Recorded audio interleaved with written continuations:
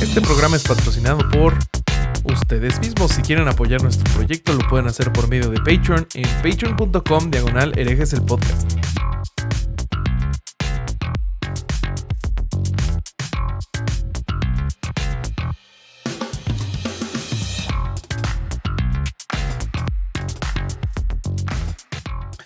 ¿Qué tal, mis estimados herejes? Bienvenidos a Herejes el Podcast, un espacio para conocer y discutir tópicos históricos, científicos, filosóficos, de actualidad y cultura popular, desde el pensamiento crítico y la evidencia disponible, intentando siempre encontrar el humor y el punto medio. ¿Cómo están, muchachos? Yo soy Bobby, siempre me acompañan mis hermanos y amigos. Alejandro, el Vasco Vázquez Azpilicueta, ¿cómo estás? Acá estoy, muy entusiasmado por hablar del tema de hoy. La verdad, cuando estudiamos mormones pensé que no podía haber nada peor y hoy lo vamos a superar. Son niños de kindergarten los mormones al lado de lo que vamos a hablar hoy. Yo lo primero que quisiera saber, porque yo la semana pasada me ocupé mucho de halagar tu intro, que todavía no habías hecho para cuando salió el capítulo, y después no se vio en el episodio. Entonces, lo que yo quiero saber es si en este episodio vamos a ver la intro o yo voy a seguir hablando de una intro que es como mitológica, digamos. Es una cosa así como las piedras de un mini turismo, ¿cómo se llama? En mormones. Es una cosa que nunca existe, pero todos hablan de ella, o hoy sí vamos a ver la intro. Me apena mucho porque el intro Roberto acaba de pasar, o sea, lo debiste de haber visto. Claro, pero vos sabés que yo no veo el programa mientras grabo el programa. Es una cosa rara que tengo. Como que los viajes en el tiempo no son lo mío. Bueno, la vimos. O sea, la gente acaba de ver la intro. Me lo puedes garantizar. La gente ya lo vio. Ya lo vio. Perfecto. Qué bueno. Qué bueno. Y nos pueden decir si está bueno o no está bueno. Bueno, excelente. Y antes de entrar en tema... Sí. No, ¿qué me ibas a decir? Sí. Que teníamos planeado algo nuevo, ¿no? Sí, tenemos planeado algo nuevo que ojalá sea tradición y ojalá sea valorado por la gente. Entonces voy a arrancar, que es con recomendaciones antes de empezar el programa que no tienen nada que ver con el programa. Y yo les quiero recomendar este libro de David B., que se llama Epiléptico. No sé si lo ven. Sí, se ve muy bien. Es una novela gráfica. Muy bonito. Es una maravilla. David B. es uno de los autores más importantes del cómic europeo. Y en este libro de lo que habla es de cómo la experiencia real de que su hermano fuera epiléptico y todo lo que hicieron los padres, empezando por la parte médica y después ir a cualquier rito mágico para intentar mejorar la vida del hermano, terminó desarrollando sus capacidades artísticas. Es un librazo, es un clásico, pero está en una edición nueva bueno, después en las notas pongo cuál es la editorial, pero lo recomiendo muchísimo a cualquiera que quiera ver cómo la novela gráfica no es solamente cómics de superhéroes, que es algo que voy a intentar meter todas las semanas por acá. Ok, muy bien. Muy bien.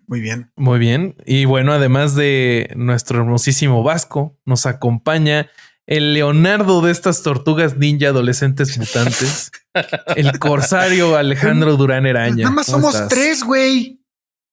El cuarto es Vallarta, güey. Claro que está siempre ahí, merodeando. Sí. Muy bien. ¿Qué pasó? ¿Cómo están, cabrones? Pinche aquí tema, extrañándote. Güey.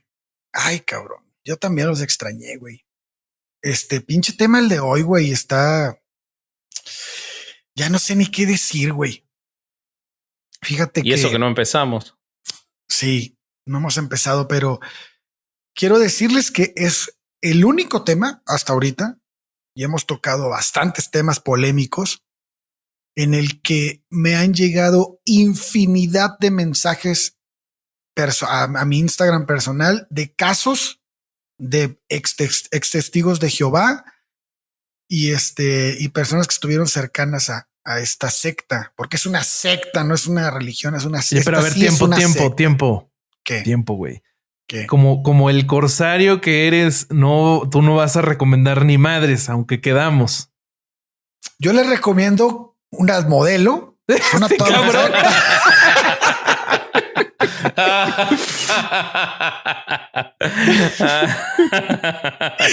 La cerveza modelo, por favor.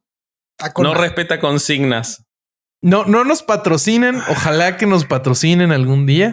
Estaría de huevos, ¿no? Ya Imagínate, sea pinche en cartón especie. aquí de chelas, güey. No veo a Modelo perdiéndose al 95% de consumidores cristianos, católicos, judíos, no musulmanes, quizás musulmanes tramposos, por patrocinarnos a nosotros tres, muchachos. O sea, no se hagan ilusiones. Está buscando un libro para recomendar. Sí. Mientras hablamos, se está dando vuelta y buscando un libro para recomendar. Es el chico que se olvidó el mapa en el colegio. Se me olvidó. Y lo arman.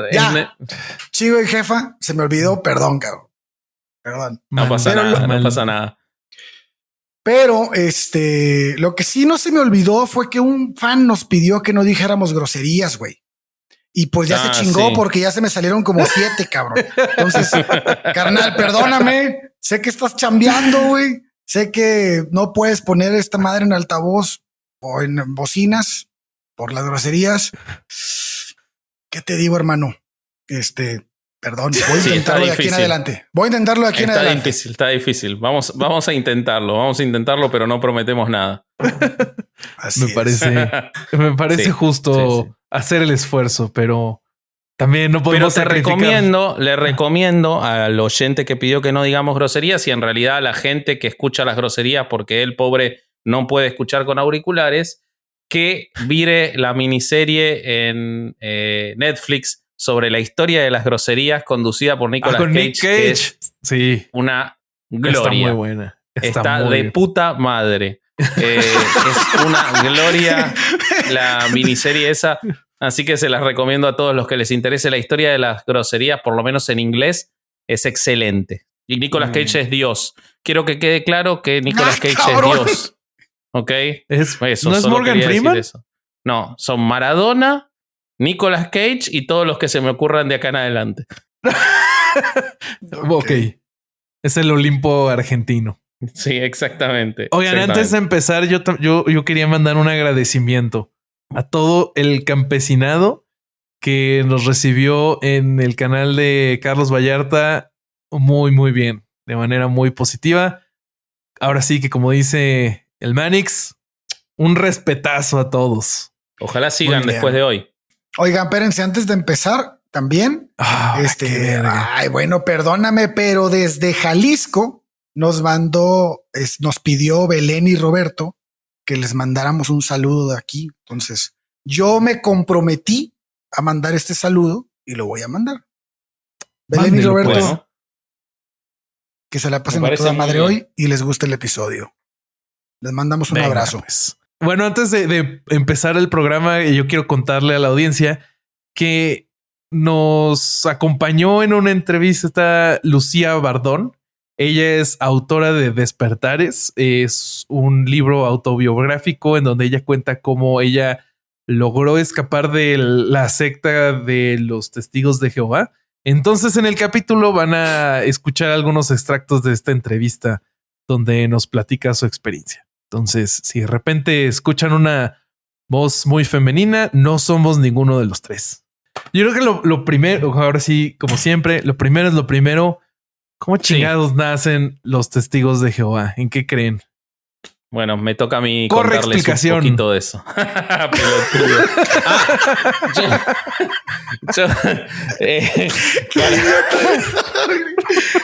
¿Quieren que les cuente de dónde sale todo este pelotudo? Pues no, pero ya ni pedo. Bueno, pues ya dale, pues, voy a hacerlo. A ver. Voy a hacerlo al revés de lo que suelo hacer, y en vez de contarles primero la biografía del estafador de turno, les voy a contar en qué creen los estafados. ¿Por qué? Porque una vez que ustedes entiendan en qué creen los estafados y les cuente sobre el estafador, les va a quedar más claro cómo llegó a generar lo que generó. Entonces, hay una creencia central, y esto a diferencia de otros ritos que estuvimos viendo, de otras religiones, de los mormones o todo lo que hemos hablado del cristianismo, y probablemente de todas, en los testigos de Jehová se da una situación muy particular, que es que hay una creencia central que es la que regula tanto la fidelidad que tienen sus seguidores, que es muy, muy, muy fuerte, como todo el funcionamiento de esta religión o secta. Después veremos lo que es. Que es que el mundo se está por acabar. Los testigos de Jehová están convencidos de que el mundo está a punto de acabarse, de terminarse, y eso es lo que regula y hace funcionar todas sus conductas y su fidelidad y el abandono a sus familias y todo. ¿Por qué? Porque esa promesa de que el mundo se está por acabar, a diferencia de los mormones, que es que está cerca, ha tenido fechas. Entonces, los testigos de Jehová fueron convencidos durante distintas oportunidades en el tiempo de que el mundo se iba a terminar. Les dijeron primero que esto iba a ocurrir. Y cuando hablo del mundo es importante esto. Y acá es cuando les voy a explicar qué quiere decir eso. Pero se les dijeron que en 1914 se terminaba el mundo. Después les dijeron que había una corrección y que iba a ser en 1915, cuando no pasó. Después les dijeron que iba a ser en 1916. En 1916 se muere el creador de los testigos de Jehová, Charles Taze Russell. Charles Taze Russell era un predicador y un intérprete de la Biblia que funda un grupo bíblico en 1881. Ese grupo bíblico, que tiene posturas muy especiales sobre la interpretación y la lectura de la Biblia, funda una entidad llamada la Zion's Watchtower Tract Society, que empieza a editar una revista llamada la Zion's Watchtower and Herald of Christ's Presence en 1881, que es lo que hoy en día se conoce en el mundo hispano como la Atalaya, que es una publicación gigantesca en el mundo y que es el eje central de los testigos de Jehová. Pero lo importante acá es que Russell, entre sus, cuando empieza a publicar y a escribir artículos en esa revista, lo que publica es que, de acuerdo a su interpretación de la Biblia, el mundo se iba a terminar en 1914. ¿Y qué quiere decir el mundo se va a terminar? Y esto lo han ido reformando, y es muy importante tener en cuenta en los testigos de Jehová que ellos van reformando permanentemente sus creencias desde la dirección de la religión o secta hacia abajo, las van reformando cada vez que no se cumple lo que ellos dijeron que iba a pasar. Él publicó que en 1799 se iniciaba el fin del mundo conocido. En 1874 llegaba Jesucristo en secreto a la tierra a gobernarla de manera invisible, y en 1914 se terminaría el mundo como lo conocemos y solamente quedarían los... Le valió verga a mí. Como que me llegó tarde. Me llegó tarde. Está bajito tu volumen, boludo, no te escuché.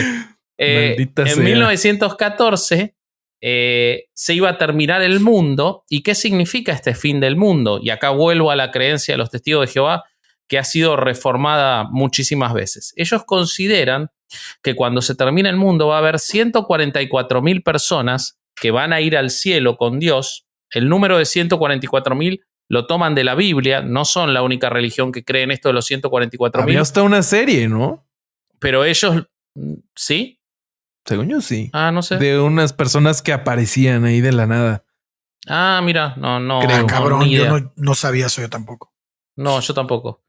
Se los pero investigo. Ellos consideran que esos 144.000 son los elegidos para acompañar en el cielo a Dios a gobernar. Pero el resto, y acá se diferencia mucho de todas las demás religiones, particularmente del cristianismo, van a seguir viviendo en la tierra. Los testigos de Jehová que sean fieles y que sigan las prédicas y evangelicen, van a seguir viviendo en el paraíso en la tierra para siempre, sin sufrimiento, sin enfermedades. Y esto corre para quienes estén vivos. O sea, solo no van a ir al VIP. Van a estar aquí. No van a ir al VIP. Y esta es una de las creencias equivocadas o una de las ideas equivocadas de los testigos de Jehová. Los testigos de Jehová no creen que solo se van a salvar 144.000, que es algo que mucha gente piensa. Ellos lo que creen es que 144.000 van a ir al cielo con Dios y el resto van a estar en el reino en la tierra. Y ellos creen que Dios tiene un reino efectivo y real, que no es un reino en el corazón espiritual como creen los cristianos. Ellos tampoco creen en el cielo, no creen que los muertos vayan a ningún lado, salvo los que hayan sido píos y seguidores de la fe y de las enseñanzas y obedientes a lo que ellos consideran que manda Dios, y ellos, solamente ellos, van a quedar en la tierra cuando venga el Apocalipsis y destruya todo salvo a los testigos de Jehová. ¿Ok? Como eso es inmediato para ellos, les dijeron que era en 1914, después cuando muere Russell, su sucesor, que es un gran personaje, les dice que no va, que en realidad ahí se inició el gobierno invisible de Jesucristo en la tierra, pero que el fin del mundo va a ser en 1925. Eso lo escribe en un libro de 1920 que se llama Millones que hoy viven no morirán jamás, en el que da a entender que si se siguen las prédicas, los elegidos van a seguir en la tierra. Como en 1925 eso tampoco ocurre, lo corren y lo van corriendo una y otra vez hasta que por última vez lo corren a 1975, y hay varios problemas que después les contaré en el episodio que hacen que como en 1975 tampoco pase y eso genera una crisis grande de seguidores en los Estados Unidos, ya ahora no ponen fecha. Y ellos dicen que nunca pretendieron poner fecha. Pero es que sí la riegan, güey, porque dices que dijeron no que en 1914. No, es que como empresa que son, deberían de tener un poquito más inteligentes, güey. Si tienes que en 1914 se iba a acabar el mundo y no pasa, bueno, pues no dices que en 1915, pendejo, pues ponlo en 2017, güey, no sé. O sea, date un poquito más de chance de error, no, cabrón. Pero eso tiene una explicación, Ale. Eso tiene una explicación que es la siguiente. ¿Cómo funcionan los testigos de Jehová? Los testigos de Jehová principalmente funcionan. Es muy interesante lo que decís y yo lo pensé y lo miré por ese lado.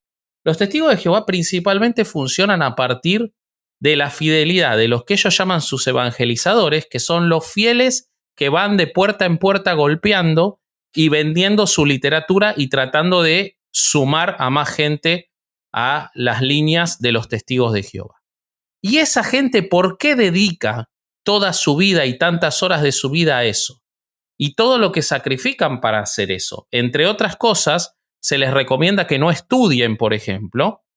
Se les recomienda, cuando se acercaba a 1975, se les recomendaba que no formen pareja y no tengan hijos. ¿Por qué? Para que dediquen todo su tiempo a eso, que no es remunerado, pero que la remuneración es, en el peor de los casos, quedarse en el reino de la tierra que genere Dios, y en el mejor de los casos ser uno de los 144,000.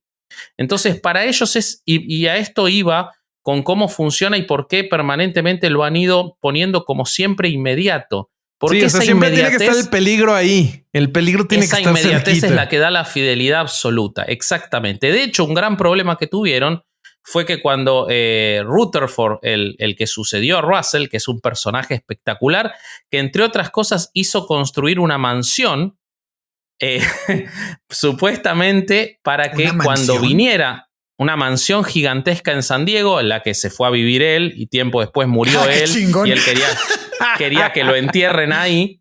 Si buscan la historia es apasionante, pero él hizo poner en la escritura de esa mansión llamada Bet Sarim a Isaac, a Abraham y a Jacob como dueños, para que cuando volvieran al reino de la tierra pudieran usar esa mansión. O sea, todo, hombre, no seas mamón, todo en su filosofía y en su fe, todo es inmediato y todo es carne. O sea, ellos no creen la idea de que el espíritu vaya a algún lugar separado del cuerpo, sino que esos cuerpos van a seguir en la tierra en ese mundo eterno. ¿Okay? Pero a ver, antes de que sigas, yo tengo una pregunta.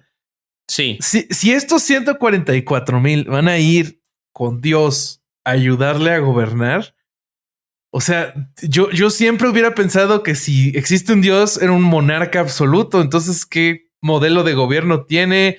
¿Van a ser burócratas? Bueno, es que en realidad... En realidad es el Senado romano, ¿no? En realidad ellos consideran que el que va a gobernar es Dios y ellos son los testigos que acompañan ese gobierno, pero son los más píos y son los elegidos. De hecho, es interesante ver el tema del nombre Testigos de Jehová, que lo pone Rutherford, el sucesor de Russell, que es una de las dos. Russell solamente él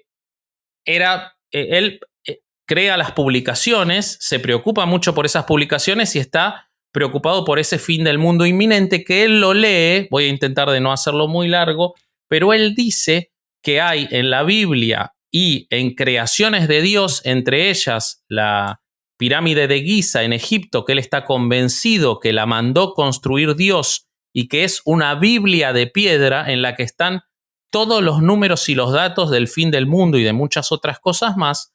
Pero Russell no crea una institución gigante. Eso le queda a Rutherford, que además de la construcción de la mansión, andaba en 2 Cadillacs, era abogado. Es como el Brigham Young. Exactamente. Es el Brigham Young de los Testigos de Jehová. Hay 2 Brigham Young, que ahora les voy a contar cuál es el que lo sucede a Rutherford también. Pero Rutherford construye la idea de los Testigos de Jehová. Eso no está cuando muere Russell, como no está cuando muere Russell el impedimento de celebrar fiestas, como no está cuando muere Russell el rechazo a la cruz como símbolo. Todo eso es de Rutherford. Rutherford se encara en una guerra tremenda contra cualquier otra religión de los Estados Unidos, porque él se consideraba perseguido. Él convive con la época en la que los nazis persiguen a los Testigos de Jehová. Él se consideraba perseguido y entonces él hace una separación muy fuerte de cualquier otra cosa y él dice que las demás religiones son, pido disculpas al amigo que no puede oír groserías en público, las putas de Babilonia que nombra la Biblia. Sí. Y él dice que las demás religiones están casadas con el demonio. Entonces él hace una separación enorme. Él también es el que construye la idea de que Cristo... es muy importante esto que les voy a contar. Para los Testigos de Jehová, Jesucristo es el arcángel Miguel, un asistente de Dios, que viene a la tierra en un cuerpo, que cuando viene a la tierra cumple funciones para transmitir la palabra de Dios y que cuando muere no va en cuerpo incorrupto al cielo, sino que Dios le hace desaparecer su cuerpo después de presentarlo en otros cuerpos a sus fieles y al hacer desaparecer el cuerpo vuelve a ser el arcángel Miguel. Entonces, y que con su muerte solo perdonó el pecado de David. Y esto es muy importante. Para los Testigos de Jehová, el bautismo no quita el pecado. Solamente cumplir las funciones de la fe para llegar al reino celestial, al reino terrenal, es lo que quita el pecado. Fíjate que, perdón que te interrumpa, antes de que te adelantes, porque se va a perder la idea. Con relación a lo que dices, hay un libro que se llama Babilonia la Grande ha caído. No sé si lo alcanzaron a ver. El reino de Dios domina. Y ahí dice que ellos agrupan a todas las demás religiones bajo la denominación colectiva, que decías tú, Babilonia la Grande, que personifica como una prostituta embriagada con la sangre de los santos y la sangre de los testigos de Jesús. O sea, son agresivos, güey. O sea, son sumamente agresivos.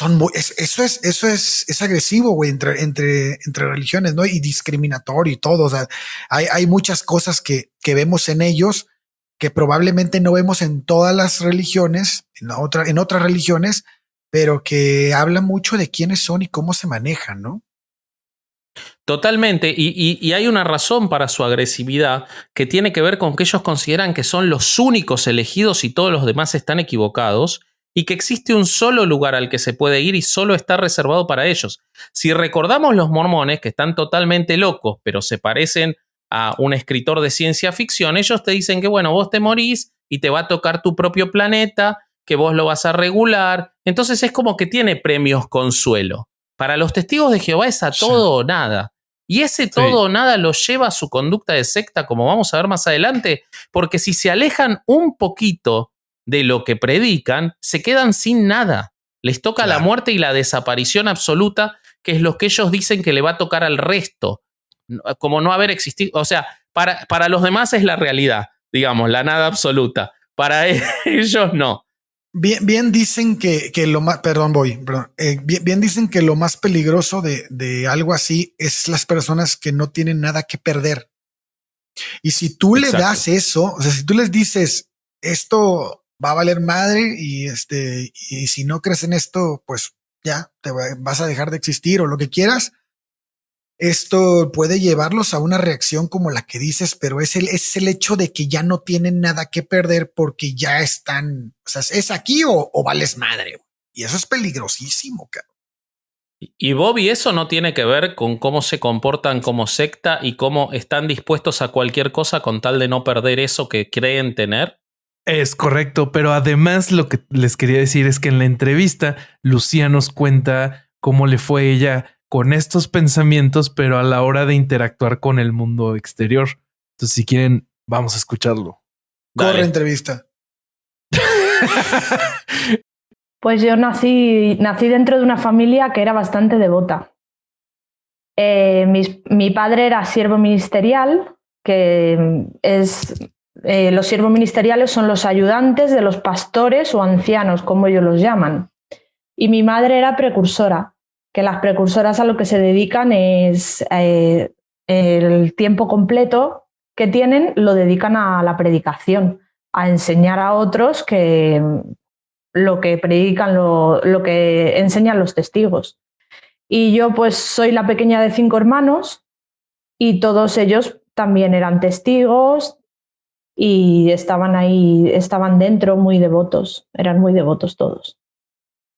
Y así fue como llegué, sin comerlo ni beberlo, pues no me dejaban juntarme con gente de fuera, no podía ir con niños que no fuesen testigos y al no poder celebrar las fiestas que todos celebraban, cumpleaños, Navidad, pues estaba un poco apartada.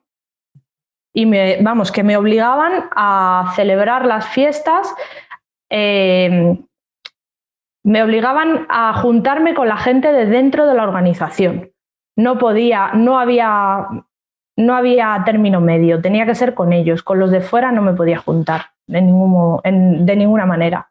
Esto lo que sucedió es que, vamos a ver, los testigos de Jehová lo que enseñan es que pronto va a venir Armagedón, que es la guerra de Dios que va a destruir a todos menos a los testigos de Jehová. Entonces, cuando tú eres niño, tú crees lo que te dicen tus padres.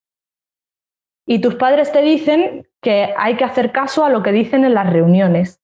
Y en las reuniones esto es lo que enseñan. Entonces, te hacen sentirte de alguna forma especial.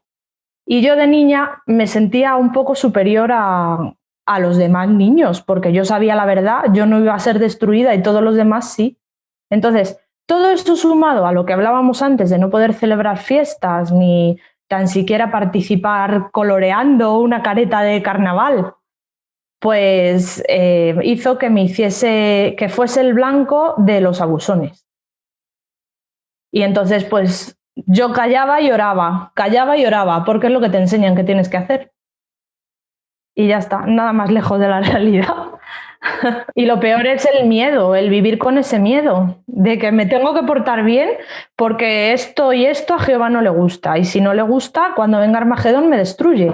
Y claro, es que estamos hablando de niños pequeños que viven aterrorizados, con unas pesadillas que yo tenía, que caían bolas de fuego del cielo, que eran pues increíbles. Yo ahora lo pienso y se me ponen los pelos de punta todavía.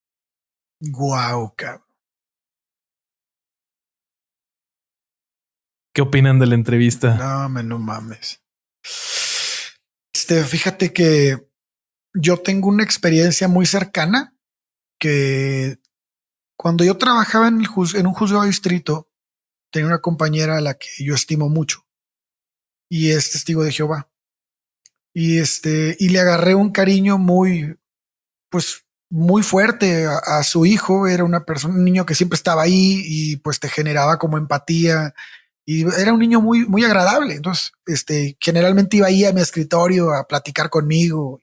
Y cuando estábamos ahí, platicando, que yo me enteré que tenía este tipo de creencias, la religión, la secta de Testigos de Jehová, que yo no conocía, que no pueden festejar su cumpleaños, que no pueden recibir regalos, que no pueden, pues están limitados a muchas cosas. Yo ahí todavía no tenía a mi hijo y en verdad dije, no mames, güey, es crueldad, güey, esto. O sea, no, ¿cómo puede ser que lleguemos todos el día de, no sé, algún cumpleaños o algo y partamos un pastel y el niño no pueda comerlo o no pueda echar relajo con nosotros o no puedan regalarle algo en su cumpleaños? O sea, a mí se me hace algo innecesario. O sea, ¿qué te puede dejar algo así, cabrón? O sea, entiendo que es una creencia, güey. Eso tiene un par de explicaciones, una de las cuales seguro la va a decir Bobby ahora a continuación, que tiene que ver con cuando vos reducís a alguien, cómo lo controlás. Pero la justificación que ellos tienen, y yo lo vi desde dos lados, pero y incluso escuché testimonios de actuales testigos de Jehová que justifican eso, ellos dicen que cualquier celebración que se realice que no tenga que ver con Dios está distrayendo de la fidelidad a Dios y puede considerarse incorrecta para los designios de Dios, que solamente se debe celebrar a Dios y no a otras personas, y que además no debe haber un culto a la personalidad, y que por otro lado, el festejo de cumpleaños tiene un origen pagano, porque lo que se creía era que en el día del natalicio las personas podían estar más cercanas a ser atacadas por demonios, y que las velas representaban y siguen representando para mucha gente el pedir deseos. Como todo eso es considerado pagano y aleja de la fidelidad y de la devoción a Dios, no se debe realizar. Ahora, la realidad, y ellos lo que lo justifican cuando vos escuchás a gente adentro es, no, pero mis papás me hacen un montón de regalos el resto del año, te dicen, yo no necesito un cumpleaños. Eso te dicen mientras están adentro. Ahora, eso no solo se extiende al cumpleaños, sino a celebraciones nacionales, a cualquier tipo de festividad, San Valentín, Navidad. No se puede festejar nada que no sea vinculado directamente a los ritos que ellos consideran hacen felices a Dios. Ahora, Bobby, eso me imagino que tiene mucho que ver con el control que ejercen, ¿no? Chequen. A nosotros, esto ya lo habíamos platicado en algún otro episodio, pero para los seres humanos nos es mucho más fácil absorber información cuando está acompañada de una narrativa. Si te cuentan una historia, es mucho más fácil que tú llegues a entender la conclusión o ¿cómo se llama? De las fábulas, la moraleja. La moraleja de la historia es mucho más fácil comprender. Entonces, una de las tácticas más efectivas que utilizan las sectas, y muchas veces hasta ni siquiera tiene que ser una secta como tal, es una estrategia muy útil para el control de la gente, es pintar narrativas del blanco contra el negro, lo bueno contra lo malo, ¿no? Lo vemos en la política, lo vemos en todos lados está. Entonces, cuando a un niño o a una persona que está en los Testigos de Jehová se le dice, ok, están los buenos y los malos, tú estás con los buenos, pero el problema es que a los malos les va así y les pasa esto y el otro y les cae Armagedón y desaparecen y tú estás ahorita del lado de los buenos, pero no tienes asegurado el lado acá, a menos que sigas estos comportamientos. Entonces, esta narrativa de blanco y negro al mismo tiempo va acompañada con otras técnicas como el denominar algunos comportamientos y algunos pensamientos. O sea, el crimen de pensamiento existe en las sectas como malos, como pecaminosos. Entonces, esto es con el objetivo de que los miembros de la secta tengan cierta estructura de pensamiento, que solo consuman información de dentro de la secta y que quienes estén como líderes los puedan controlar por medio de la información, por medio de sus emociones y por medio de estas historias que les cuentan. De hecho, hay algo muy gracioso que nos va a pasar, a diferencia de con mormones. Ustedes conocen la historia de que los mormones, cuando salió la obra musical de Book of Mormon, en Broadway, en la producción original, los mormones pusieron publicidad en el playbill, en el libro de la obra, diciendo, bueno, vieron la obra y se divirtieron, ahora conozcan la historia real. Y nosotros suponemos que muchos mormones escucharon nuestro episodio de mormones. Eso no va a pasar con los testigos de Jehová, porque los testigos de Jehová tienen prohibido escuchar cualquier tipo de información que sea contraria a los testigos de Jehová, porque les dicen que eso es hacerle el juego al demonio y a los contrarios a Dios. En realidad es para asegurarse que no obtengan información que pueda alejarlos de su fe. Entonces tiene mucho que ver con lo que dice Bobby.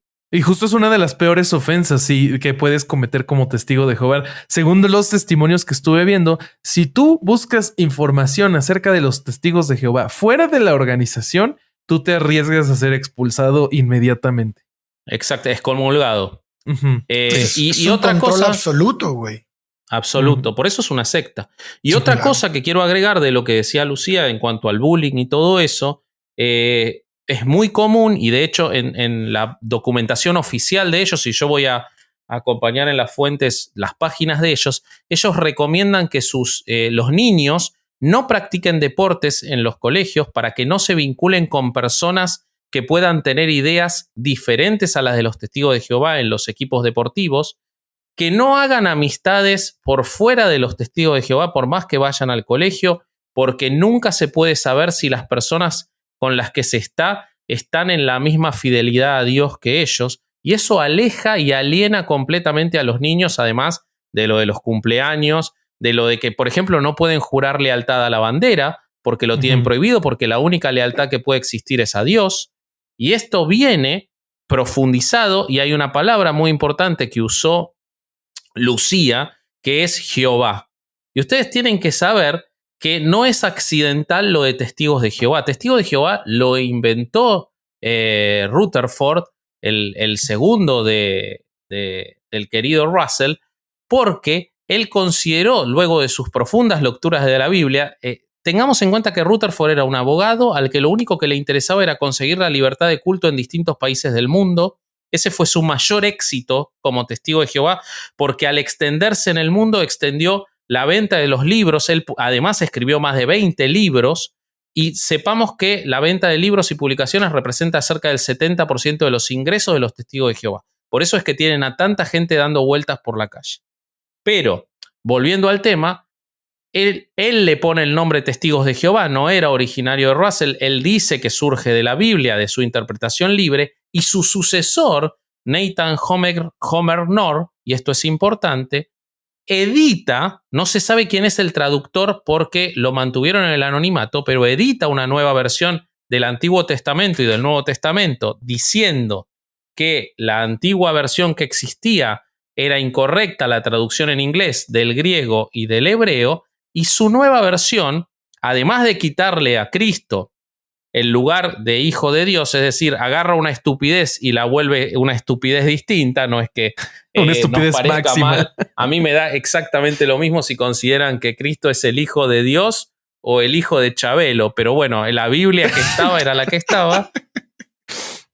Podría ser el hijo de Chabelo, tranquilamente, dan las edades. Tranquilamente. Claro, pero lo que hace este hombre con la nueva versión de la Biblia, Knorr, en su nueva edición reemplaza cualquier posición del tetragramatón, o sea, de cualquier figura del nombre de Dios por Jehová. En todos pone Jehová. Él hace que más de 7,000 veces aparezca la palabra Jehová entre el Antiguo y el Nuevo Testamento.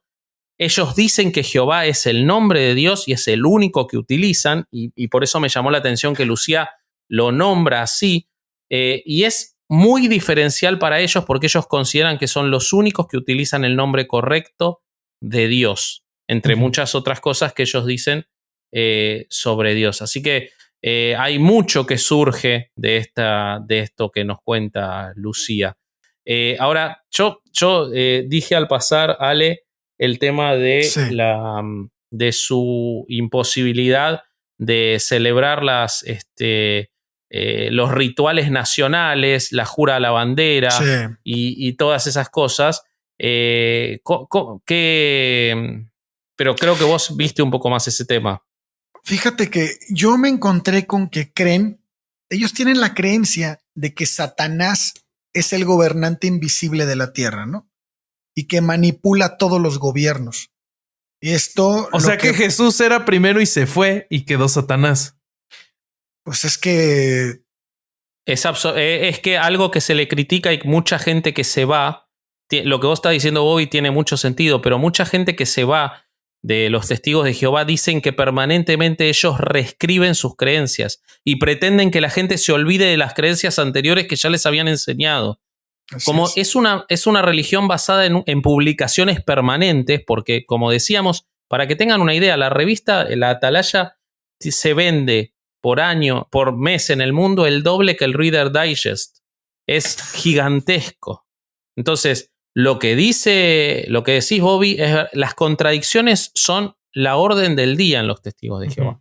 Pero nada, Ale, ¿qué decías? Discúlpame, Durán. Así es, no pasa nada. No quiero que me ataques con tu furia de corsario. No, te digo, ellos creen que Satanás es el gobernante invisible de la tierra y que manipula todos los gobiernos y por tanto pues se niegan a votar, a participar en actividades políticas, a servir en las Fuerzas Armadas, lo que trae consigo pues el no poder hacer el servicio militar, lo que tiene una historia que luego Vasco nos va a contar porque está muy interesante esa parte.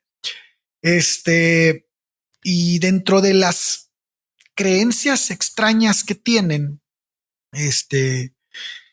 está esta de las transfusiones, por ejemplo, de sangre, que no sé si Vasco tú quieras decir algo de eso antes de que yo entre con el propio jurídico. Yo de ese tema, lo que si querés lo que les puedo contar es que también está vinculado a sus creencias y tampoco es originario de Russell, sino que fue agregado después, pero ellos interpretan un versículo de la Biblia. Recordemos que ellos agarran la Biblia y la reforman toda para que cumpla con sus creencias preexistentes, pero ellos interpretan un versículo de la Biblia en el que se le prohíbe a la gente comer sangre, y que esto tiene que ver con que ustedes saben que el Antiguo Testamento es en muchas partes un diccionario de higiene. Muchas de las cosas que tiene el Testamento de los judíos tienen que ver con... no logramos que la gente no haga determinadas estupideces, no logramos que se laven el pito, vamos a decirles que si no se circuncidan los castiga Dios. Lo mismo ocurre con el consumo, si van a comer morcilla en mal estado se van a morir, vamos a decir que comer sangre es pecaminoso. Los testigos de Jehová, como en muchas cosas, lo interpretan literalmente y entonces entienden que cuando Dios dice que no se puede comer sangre, está diciendo que están prohibidas las transfusiones. Así es. Y bueno, dentro de todas las creencias que han ido evolucionando, no sé si la palabra sea evolucionar, sino cambiando de manera constante en esta secta, depende de cómo se acomode la situación en la actualidad en donde están decretando estas normas vinculantes para los seguidores de esta secta. La que más llama la atención y la que más ha tenido repercusiones jurídicas ha sido la de las transfusiones de sangre. ¿Y por qué? Pues porque ha habido casos en los que quien necesita esa transfusión de sangre es una menor de edad. Y cuando eso sucede, pues tiene que haber una ponderación de derechos, porque, una cosa es que tu libertad de creencia y tu libertad de autonomía en cuanto a la educación de tus hijos, y otra muy distinta es que esa libertad de autonomía en la educación de tus hijos, pues te lleve a poner la vida del menor en peligro. Y ahí entra una figura muy importante que se llama el interés superior del menor. Cuando esto pasa, pues el gobierno, al menos en México, tiene que intervenir. Obviamente hay una manera específica en la que interviene el gobierno, pero tiene que intervenir en la protección del menor, porque una creencia religiosa está vulnerando este bienestar, ¿no? La salud. Sí. Y hay tratados internacionales, hay además tratados firmados por nuestros países. Y no somos el único país que ha hecho esto. La Argentina, España, la mayoría de los países han intervenido en esto. Inclusive Estados Unidos en limitadas oportunidades, pero lo ha hecho también. Estados Unidos inclusive ha intervenido en casos en los que los testigos de Jehová le negaban a bebés recién nacidos las donaciones de sangre, las transfusiones de sangre. Uh-huh. Y han tenido que intervenir para obligar a los padres y se las han con amenaza de sacarle a los hijos a los padres si se negaban. Que Estados Unidos es un país que en general no se mete en esas cosas, pero en esto lo ha hecho. Así es. Fíjate que en este tema en México ocurrió algo muy relevante en 2017. Llegó a la corte un recurso de revisión, un amparo en revisión, perdón, 1049-2017, si quieren buscarlo, está al acceso a todo el mundo. Quien le tocó verlo fue a la primera sala de la Suprema Corte de Justicia de la Nación, y era un caso en el que una menor cuya familia pertenece a una etnia rarámuri, que eran testigos de Jehová, presentaba signos de varicela. Uh-huh. Por este motivo, la madre pues la lleva al hospital hasta que la revisen, porque al parecer estaba un poco grave la niña. Y bueno, pues el médico tratante les dice, ¿sabes qué? La niña probablemente padece algo más grave. Y dan el pronóstico de que tiene leucemia. Y tiene leucemia, y no solo una leucemia, sino una linfoblástica aguda. O sea, al parecer no sé nada de medicina, pero al parecer es un tipo de leucemia agresivo, peligroso, y más para una menor. Bueno, todo cáncer es peligroso, pero era urgente. A lo que me refiero con agresivo es que había que actuar rápido, como todo cáncer. Sí, es aguda, claro. Entonces, y más por ser una menor de edad, ¿no? Y entonces lo que le dijeron es que era urgente que acudiera al hospital infantil de especialidades de donde ella se encontraba. Una vez estando en ese hospital infantil, la menor es atendida en el área de urgencias, donde los médicos le explican a la mamá las implicaciones de la salud de la niña, y en razón del diagnóstico que le dieron, ¿no? Que todavía era un probable diagnóstico, todavía no habían hecho los estudios para confirmar el padecimiento. Bueno, pues posteriormente una hematóloga evaluó el estado de la salud de la niña y concluyó que probablemente presentaba un cuadro infeccioso viral, por lo que solicitó a la menor, a la mamá, que la menor ingresara a terapia intermedia. Y en inicios de los tratamientos antivirales, antibióticos y hemoderivados, que eran productos derivados de la sangre, ¿no? Le dijo, tiene que tener ¿cómo se dice? ¿Tratamiento? Este tratamiento. Y la hematóloga informa a los padres de la gravedad del estado de la menor, y así como el tratamiento que les digo, y le dice, ¿sabes qué? Este es el idóneo a seguir. Y bueno, pues incluía obviamente transfusiones de sangre, ¿no? Y ahí es cuando empieza a darse a valer madre este pedo. Los padres de la menor expresan que es su deseo buscar una alternativa distinta, una medida alternativa a las transfusiones. Y bueno, pues argumentan que eso lo necesitan porque va en contra de sus creencias religiosas, ¿no? En razón de eso, la trabajadora social del hospital... Te quiero hacer un punto acá. Dime. Recibir transfusiones de sangre implica la excomulgación y expulsión de los testigos de Jehová, ¿eh? No es que es un castigo intermedio, no es que hay algo en el medio, implica ser quitado de los testigos de Jehová, que tu familia, si tus padres, por ejemplo, vos sos el papá de un niño y aceptás la transfusión de sangre, los abuelos de ese nene no lo van a ver nunca más, tienen prohibido verte para siempre porque sos excomulgado, te volvés invisible para los demás testigos de Jehová. Es una falta gravísima recibir una transfusión de sangre. Entonces, por la razón que les digo, la trabajadora social del hospital infantil estimó que debía ponerse a la menor de edad a disposición de la Subprocuraduría de Protección Auxiliar de Niños, de niñas y niños y adolescentes del distrito judicial correspondiente. O sea, de la protección de la justicia. Así es. Debido a la gravedad de la salud, del estado de salud de la menor y la necesidad de llevar a cabo transfusiones sanguíneas. Y los padres no querían que se haga ninguno de los dos. Exacto. Esa era la razón más importante, la oposición de los padres a esta transfusión.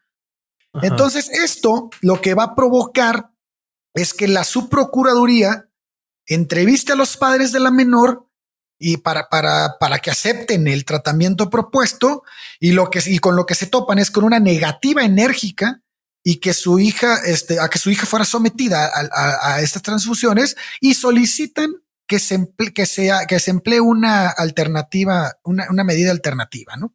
Uh-huh. Te hago un paréntesis acá, que te lo puedo, no conozco ese caso, pero te lo puedo decir con un grado de certeza alto de todo lo demás que investigué.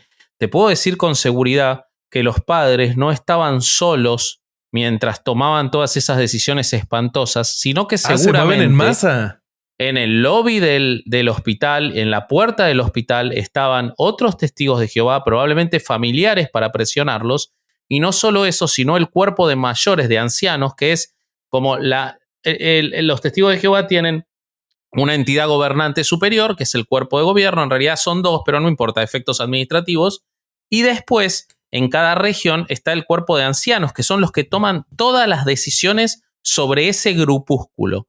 Bueno, suelen presentarse y estar presionando en el hospital a los padres, y seguramente en ese caso era así, para impedir que tomen una decisión equivocada. Yo he llegado a leer casos en los que luego de que la justicia intervino y le dijo a los padres que o hacían la transfusión o iban presos, el cuerpo de ancianos le ofreció a los padres traer un helicóptero al hospital y que los padres desconectaran al hijo para llevárselo y que no se hiciera la transfusión.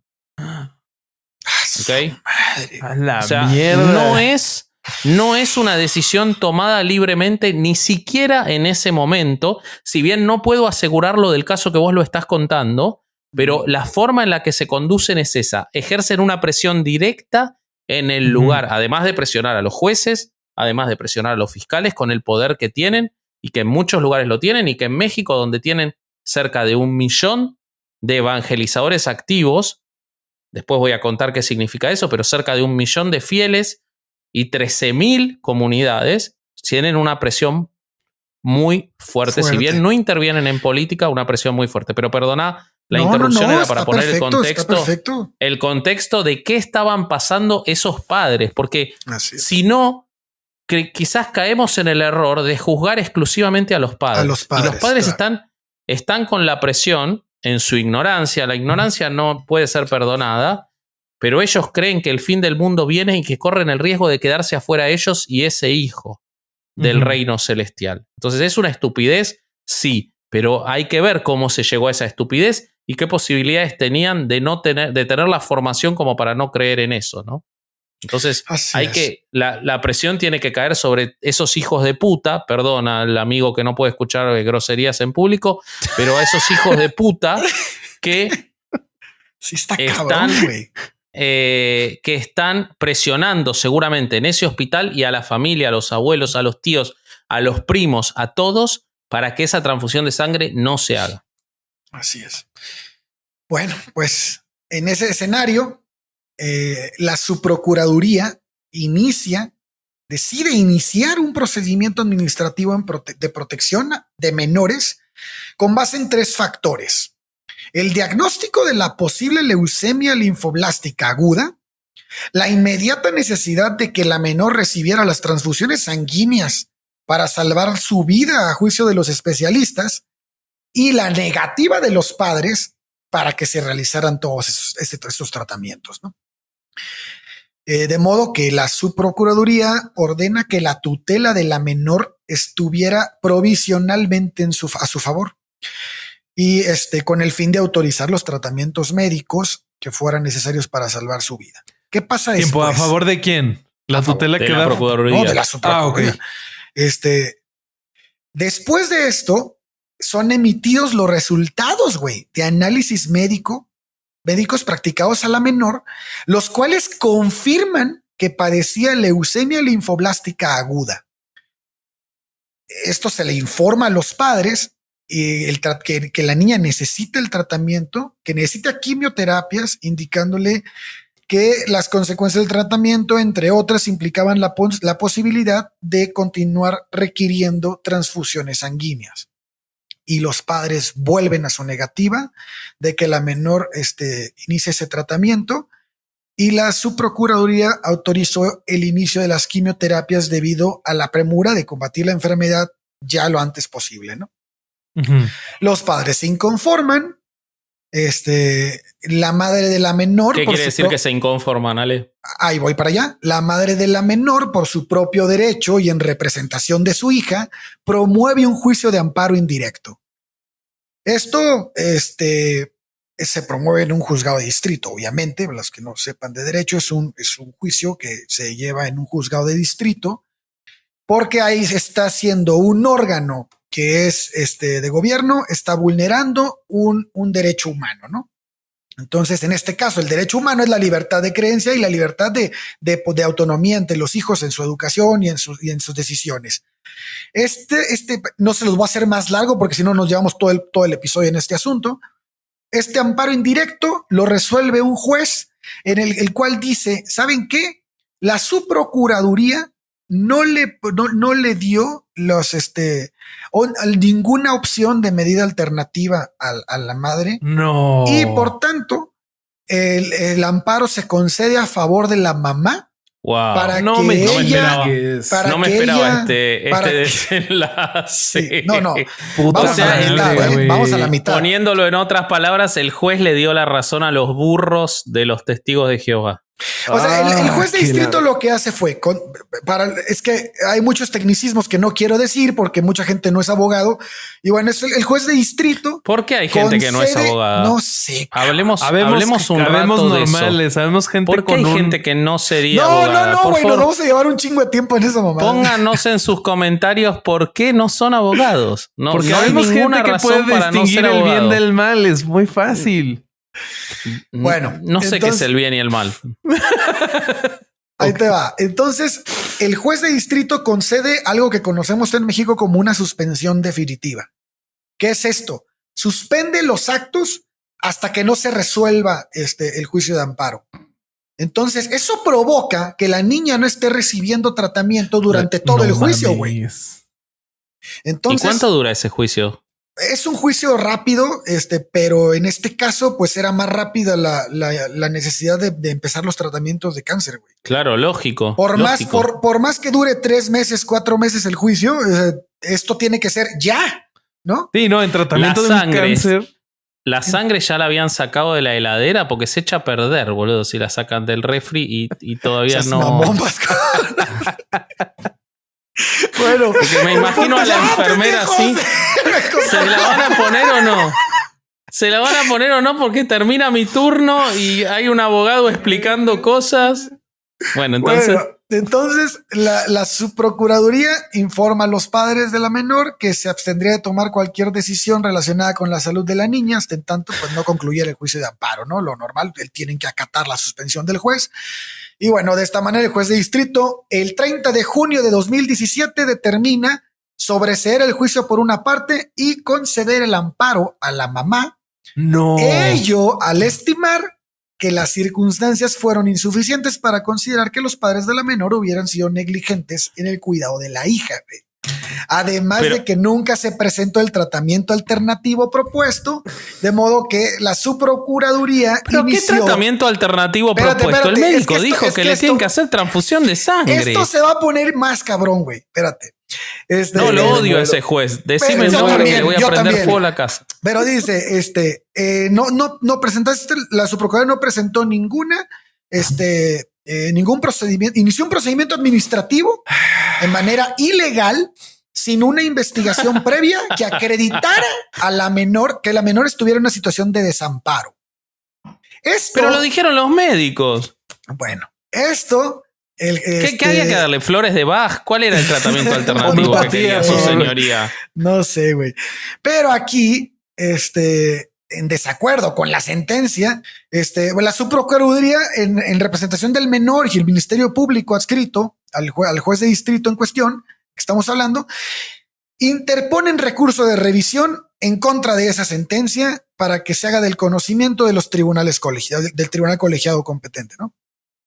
El tribunal colegiado le llega a eso y dice, cabrón. O sea, el tribunal superior del que resolvió. Vamos a traducir para los poquitos que no sean abogados, vayan a estudiar derecho, pero mientras tanto, el tribunal lo que hacen es ir ante el superior del juez que resolvió para que revierta la burrada que hizo el juez. Exactamente. Y el tribunal colegiado, que es el superior del juez de distrito, recibe la demanda y dice, cabrón, a ver, yo no tengo competencia para conocer de este asunto porque esto involucra un problema de carácter excepcional. Y dice, centrado en torno a la libertad religiosa y al derecho de los padres de tomar decisiones médicas respecto de sus hijos, en aquellos casos en los que se requieran transfusiones sanguíneas de manera urgente. El tribunal colegiado, la enfermera sentada con la sangre así, ya templada la sangre, ya servía para hacer morcilla y no había avance. Ya se lo hubieran donado a Rudy Giuliani para que se le echaran en la cabeza o algo así. Está bien. Bueno, entonces el tribunal colegiado dice, ¿saben qué? El asunto implicaba definir cómo deben actuar las instituciones públicas hospitalarias y la Procuraduría de Protección del Menor ante estas situaciones. Y este aspecto es el que dicen, ¿saben qué, cabrón? Respecto de esto, no hay jurisprudencia, güey. Y al no haber jurisprudencia, quien se tiene que pronunciar es la corte. Entonces se va el expediente, remiten el expediente a la Suprema Corte de Justicia y bueno, le toca a la primera sala, que en ese entonces fue turnado al ministro Arturo Saldívar Lelo de la Rea. Y bueno, spoileame si tenemos que aplaudirlo o insultarlo, por favor. Nada, no hay que decir nada. Y bueno, ya no me voy a ir más a todo lo que sucede. Es muy interesante lo que dicen, pero la resolución finalmente dice que con base en todo el caso, lo que les estamos platicando, la primera sala estableció que el Estado puede intervenir en la autonomía familiar cuando advierta que se coloquen en riesgo la vida y la salud de una menor de edad. De modo que en casos como como el que estamos hablando, eso se actualiza si debido a las creencias religiosas de los padres se pretende impedir que se aplique a la menor un tratamiento médico idóneo para preservar su vida. También la sala sostuvo que debido a que la subprocuraduría tomó la decisión más apropiada en las circunstancias de urgencia en las que ingresó la menor al hospital con el fin de mitigar el riesgo en el que se encontraba su vida, así como considerando que aquella y el personal médico ha respetado los parámetros que rigen la conducta de intervenir en la privacidad familiar y con base en que el contexto médico en el contexto médico, un menor tiene derecho a recibir tratamiento en las mejores probabilidades que se tengan para salvaguardar su vida, resultan infundados los agravios. Ok. O sea que obligó.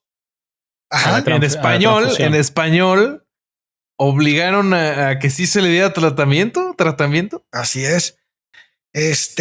Además de que, pues no voy a leer todo lo demás, pero le pone una arrastrada al juez que le dice, a ver, cabrón, estos güeyes no hicieron esto que estás diciendo. La subprocuraduría no actuó mal, dado que su intención siempre fue salvaguardar el bienestar de la menor. Y además, además de que eso siempre debería de ser el primer lugar, cabrón. O sea, no puedes poner ningún derecho arriba de ese, al menos en este caso. Y bueno, terminó una historia feliz porque la subprocuraduría dijo, ¿sabes qué? Se hacen las transfusiones y la niña recibió su tratamiento. Lo malo es que tardaron como 20 años. La niña había muerto hacía 4 meses y bueno, esa fue la parte, pero bueno, en derecho salió bien, digamos. En derecho salió bien. No, se marca un precedente, ¿no? De que de esto ocurrió también en España, y en España ya ni siquiera tendrías que iniciar un juicio. Pasó en Argentina también, ¿eh? Sí. En Argentina hubo un caso similar hace 6, 7 años y se resolvió de la misma manera. Pero bueno, menos mal que primó, porque la verdad que lo del juez de primera instancia es para matarlo. No es de primera instancia, es de distrito. Es todavía peor, es un juez federal, güey. Un juez federal. O sea, que en Argentina sería de primera instancia federal. Te pido disculpas por desconocer las diferencias entre ustedes. Yo tampoco sabía. Oigan, ¿por qué no vemos lo que Lucía tiene que decir acerca de toda esta cuestión de la sangre? A ver, ruede entrevista. Sí. Pues eso es lo que enseñan en las reuniones y lo que enseñan en sus publicaciones, que es un pecado tanto comer sangre como recibir sangre, porque la sangre representa la vida y esta es sagrada para Jehová, eso dicen. Yo lo llevaba, me daba vergüenza, sinceramente, cuando era pequeña, porque tenía que llevar una tarjetita pegada en la solapa del abrigo, que era una alerta sanitaria en la que ponía que en caso de accidente que no se podía administrar sangre. Entonces yo me acuerdo que me la escondía y menos mal que nunca me pasó nada, porque la morcilla y cualquier cosa que tenga sangre, que hoy en día miras un paté de hígado y los patés normalmente llevan plasma o llevan algún componente de la sangre. Imagínate el día que mi madre me dijo que me tenía que quedar en el comedor del colegio a comer. Yo le dije, bueno, ¿y si me ponen morcilla para comer, qué hago? Y mi madre me dijo, pues mira, el día que vayan a poner algún guiso que tú creas que puede llevar morcilla, como por ejemplo aquí es común el cocido madrileño, las lentejas, los guisos de legumbres suelen llevar morcilla. Entonces yo iba a la señorita de comedor y le decía, profesora, ¿esto tiene morcilla? Como si me gustase mucho. Claro, porque si yo iba y decía, no tendrá morcilla, me iban a decir, no tiene. Pues creo que esa es otra evidencia de cómo los testigos de Jehová, de acuerdo a la definición de Steven Hassan, se siguen apegando a que sí son una secta. Porque las sectas, en muchas de ellas, se te autoriza qué puedes comer y qué no. Y bueno, y si sobre todo están autorizando o negándote cuidados de salud, pues qué más evidencia queremos. Bueno, lo que pasa es, en primer lugar, quiero decir que es riquísima la morcilla en España, sobre todo la de Burgos, con lo cual no puedo entender que prefirieran el reino celestial a comerse una morcilla. Pero más allá de eso, la verdad que viendo la fidelidad que han demostrado absoluta, o sea, ponerle a tu hija en el abrigo un cartel que dice que si tiene un accidente no la pueden transfundir, demuestra la locura de la fidelidad a la que han llevado esto y el temor que le tienen a los superiores, que se ve en los infinitos casos de abusos sexuales a menores que han sido denunciados en España por parte de testigos de Jehová y que han sido protegidos por estos tribunales de ancianos, que son los mismos que les hacen poner esos carteles en los abrigos. O sea, me vas a decir, no es lo mismo impedir comer morcilla o una transfusión de sangre que violar a un chico. No, pero el principio rector es el mismo. Haces cualquier cosa que dañe a los testigos de Jehová y que dañe sus preceptos y vas a ser castigado, excomulgado y excluido de tu familia, de tus amigos y de todo lo que conoces. Entonces, todo lo que vemos tiene que ver con eso. Por otro lado, a mí no me llama la atención. Yo les quiero contar un caso tremendo que tiene que ver con todo lo que estamos hablando y que tiene que ver con lo del fin del mundo, porque realmente quiero, por un lado, que lo conozcan y por otro lado, quiero reivindicar a una persona sobre la cual ya se han hecho algunos documentales y todo, pero me parece que es importante recordarla y recordar a su familia, que es el caso de Kim Sanderson. Kim Sanderson, hija y nieta de testigos de Jehová en los Estados Unidos a fines de los 70 y los 80, sufrió mucho en su infancia, y acá lo ato a Lucía porque está hablando de todas las experiencias de su infancia. Sus padres, testigos de Jehová, se separaron, se divorciaron. Entonces, el padre se fue de los testigos de Jehová y a la madre, como es, además de todo lo que tiene, es profundamente machista esta religión, la mujer está por debajo de su hijo de 8 años, por ejemplo. El hijo de 8 años, por ser varón, está por encima en cualquier rito de la madre, de la mujer. Entonces, ella sufrió mucho el divorcio de la madre por ver el lugar pero al aquí, que había sido. Aquí, Ale, antes de seguir, puede ser que se malentienda y pensar que porque el niño es menor debería de valer menos. O sea, no, más bien no debería haber ningún valor entre los hermanos, ¿no? No debería haber ningún valor entre nadie, ¿no?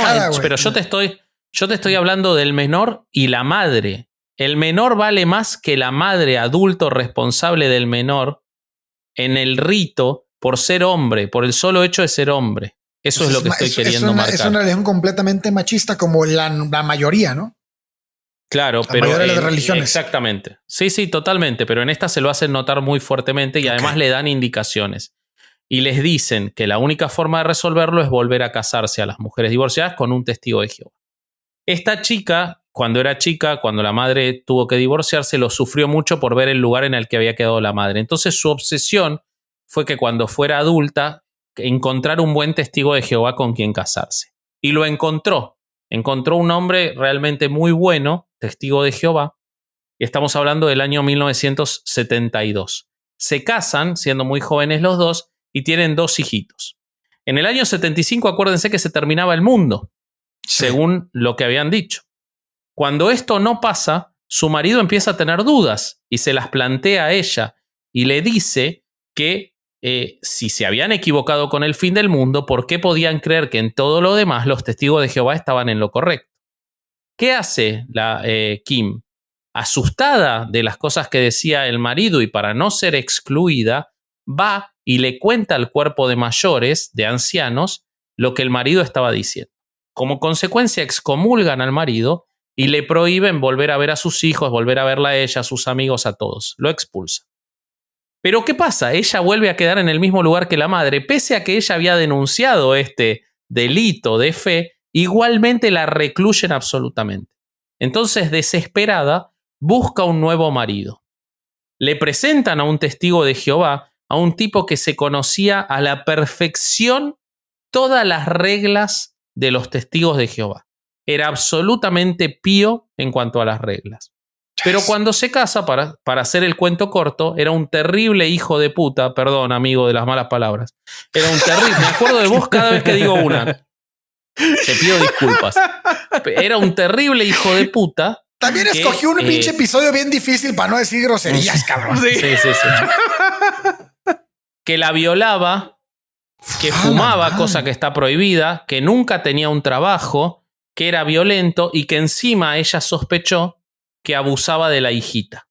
Ay, no. Hijo de su Ante todo esto, madre. ella va y lo denuncia al cuerpo de ancianos. Denuncia esta situación. El cuerpo de ancianos, en lugar de escucharla, lo convoca a él y él, como él conocía a la perfección todas las reglas de los testigos de Jehová, o sea, estaba dentro del esquema piramidal, les dice que ella era una mujer desobediente y que ella era la impía que ya había provocado un divorcio e iba a provocar otro. Como consecuencia, el cuerpo de ancianos le prohíbe a ella divorciarse. No mames. Ella no se divorcia, pero muy asustada se va a vivir a otra casa, sin avisarle a él. Él la encuentra, entra con una escopeta, la asesina a ella y a los 2 hijos. No. Todo esto como consecuencia de que el cuerpo de ancianos estuvo muy dispuesto a expulsar al que dudó de la fe, pero se negó a expulsar a quien sí seguía la fe, pero violaba a menores, le pegaba y violaba a su mujer y no cumplía con ninguna de las realidades de lo que ellos predican.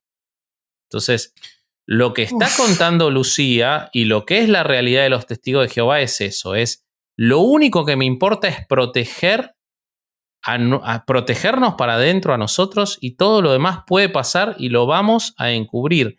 E incluso cuando esta chica murió y él fue preso porque ni siquiera se suicidó ni nada, esto ocurrió en Canadá, no se suicidó ni nada, sino que fue preso y hay entrevistas y los invito a buscarlas si quieren enojarse e indignarse mucho, en las que él sigue hablando de que fue culpa de ella todo lo que ocurrió por haberlo hecho menos hombre al haberse ido de la casa y al no haber seguido los ritos de los testigos de Jehová. Y en el funeral de sus hijos, nadie saludó ni le dio el pésame al padre de esos chicos porque había sido excomulgado de los testigos de Jehová por temor a que cualquiera que lo saludara fuera excomulgado también. ¡Hala! Su madre, güey. Perdón, amigo de las groserías, güey, pero sí elegiste un muy mal capítulo, güey. O sea, es que lo que pasa es que lo grave aquí es, mira, lo hablamos con el catolicismo cuando hablamos de Maciel y cuando hemos hablado de todos los desmadres que traen de Juan Pablo II y todas sus mamadas, ¿no? Y es la protección sistemática de pederastas, ¿no? Esta organización, cómo protege, cómo silencia, cómo esconde las evidencias también a los implicados. En el mismo Vaticano, ¿no? Pasó con Bernard Law. Este caso no es muy parecido, güey. O sea, es la forma sistemática en la que una organización de religiosa, güey, o sea, de culto religioso, se protege a sí misma y esconde a sus criminales, güey. Y luego no solo los esconde, sino que los justifica, güey. Eso está más cabrón todavía. Y los enaltece incluso, ¿eh? Incluso los enaltece. Es que vos tenés que tener en cuenta que ellos en su interpretación de la Biblia dicen que Mateo 24 prometió el cielo, o sea, el favor de Dios, porque ellos no hablan del cielo, para los esclavos fieles y discretos. Y la clave está en la palabra discretos. Exactamente. Bueno, esclavos, por supuesto, pero discretos. El secretismo es fundamental. Y hay un juicio en Australia, no sé, Bobby, si vos lo pudiste ver, pero hay un juicio en Australia gigantesco. Hay otro en el Reino Unido en el cual dieron una indemnización de $65 millones. En Australia son 1000 casos, ¿no? Sí, exactamente. Pero justo antes de que lleguemos a eso, hay un elemento que yo veo del comportamiento de estas organizaciones que es definitivamente de secta y que igual y si lo pasamos así de rápido uno no se da cuenta. Las sectas fomentan que tú estés reportando sobre tus sentimientos, tus comportamientos, pero no nada más eso, sino que tú también reportes los sentimientos, comportamientos, todo lo que veas del vecino, de tu familia. Por eso es que esta chava fue a reportar a que lo que decía el marido, sin importar que ella tenía una familia, sin importar que lo iban a excomulgar, porque ella ya estaba condicionada a que ella tenía que reportar para ella cuidarse a sí misma. Pero el nivel de control que debes tener para generar este tipo de acciones en tus fieles, puta madre, debe de ser como Corea del Norte, güey. O sea, no es. Sí. Debe de ser algo. Porque en la religión católica tenemos al Dios que te está observando todo el tiempo, ¿no? Que te está observando y que que te puede ver hasta en el baño, ¿no? Y ve tus pensamientos y todo este pedo. Pero no deja de ser algo espiritual, algo intangible. En este caso, es algo vinculante, güey. Es algo que realmente está presente en la normativa de su secta. Sí. Y que obliga a actuar de una manera determinada ante ciertas circunstancias. Eso es bien peligroso, güey. Pero es que hay un factor más que es determinante.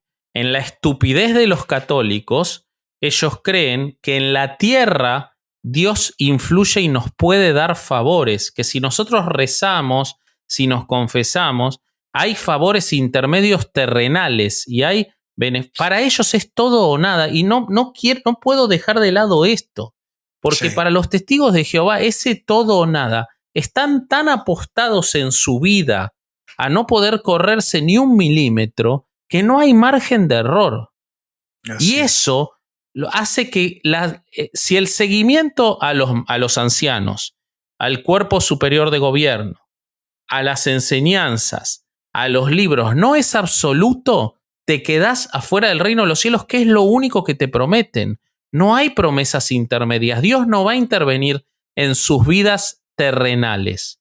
Es solamente la promesa de que van a ser de los sobrevivientes en la vida eterna terrenal o de ser de los 144.000. Entonces, a diferencia de cualquier otro, y además hay otro factor, Ale, que lo charlábamos con vos mucho estos días y con Bobby, que es cómo impulsan ellos la falta de educación.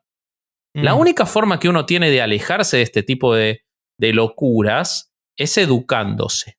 Y los testigos de Jehová le piden a las familias que no eduquen a sus hijos.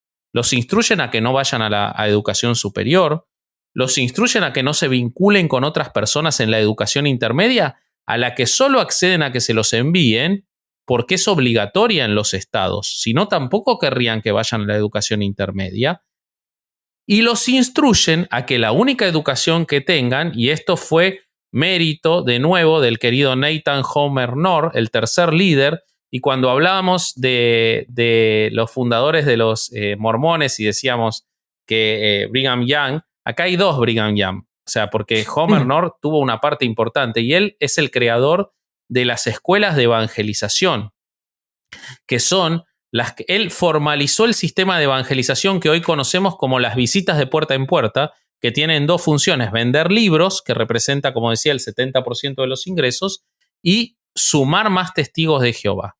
Y él instruyó todas estas escuelas de evangelización para que reemplacen cualquier otra forma de educación, porque lo que ellos necesitan es que los testigos de Jehová estén permanentemente evangelizando a otros y no haciendo otra cosa. Por supuesto, gratis, sin cobrar ingresos. Quiero agregar algo más a esto. Esta evangelización permanente que les hacen hacer, en la que les hacen vender los libros y todo, no solo tiene la consecuencia de la falta de educación, sino que tiene otra que es más grave y que se las voy a contar rápidamente. Cuando hablamos de los mormones, nosotros dijimos que en el mundo existen 15 millones de mormones. Sin embargo, los testigos de Jehová declaran tener solamente 8 millones de testigos de Jehová. ¿Por qué? En realidad tienen muchos más. ¿Pero qué hacen ellos? Ellos dicen que solamente son testigos de Jehová aquellos que evangelizan, que son aquellos que van a tener el reino de los cielos. Los testigos de Jehová, y esto está en las páginas oficiales, no cuentan como testigo de Jehová a todos los bautizados ni a todos los que van a sus ceremonias, sino evangelizan.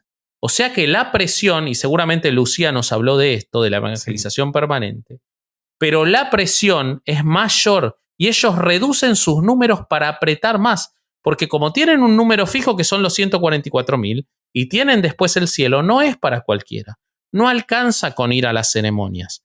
Hay que ir puerta y puerta, hay que vender los libros, hay que vender la palabra. Si no, no sos testigo de Jehová. Si quieren, vamos a checar lo que dice Lucía sobre la evangelización. Mis hermanos eran mis referentes, sobre todo mi hermano el que va justo antes que yo, para mí era mi ejemplo a seguir. Y él se sentó conmigo y lo primero que me dijo, ¿qué vas a hacer con tu vida? Porque tendrás que estudiar. Porque yo cuando llegué a la adolescencia, yo no aguantaba el bullying en el instituto. Yo estuve al borde de quitarme la vida. Y entonces pues reventé un día, exploté y se lo conté todo a mi madre. Y mis padres me dijeron que como no tenía edad para ponerme a trabajar, porque todavía no había cumplido los 16 años, tenía que ponerme a predicar.